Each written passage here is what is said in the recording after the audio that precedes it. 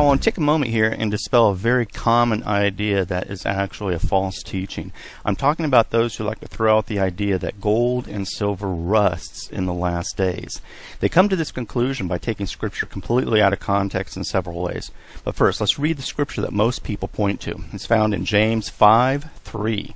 And James 5:3 says, "Your gold and silver is cankered, and the rust of them shall be a witness against you, and shall eat your flesh as if it were fire. Ye have heaped treasures together for the last days."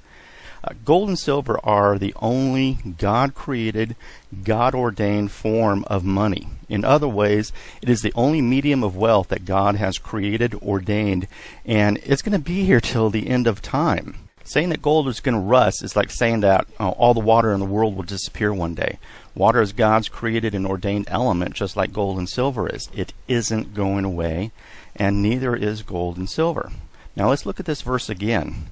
When we read this verse in context, we see that James 5 is not speaking of literal rust. We know this because if it was being taken literally, then eat your flesh as it were fire would also be taking place. And it's gold and silver that's doing that. Gold and silver is not going to rust, and it's not going to eat us as if it were fire. You know, they like to apply that gold is going to rust, gold and silver is going to rust, but they always forget that gold and silver is the part that eat us. So if one part is literal, how can the other part be allegorical and vice versa? What we need to understand here is that James is actually speaking, and what he's using is called a colloquialism. James is painting a picture with words to help those he addressed to better understand the idea that he was trying to present.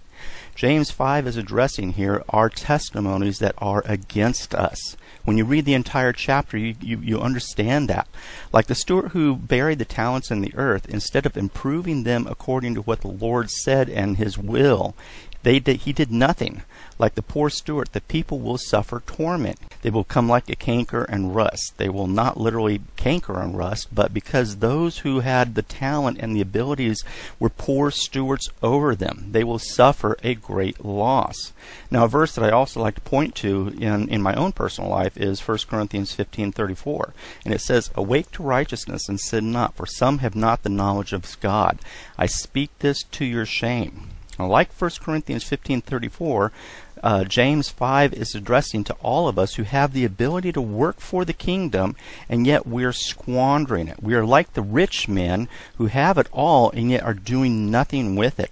Our riches will be like canker and rust because we did nothing with them.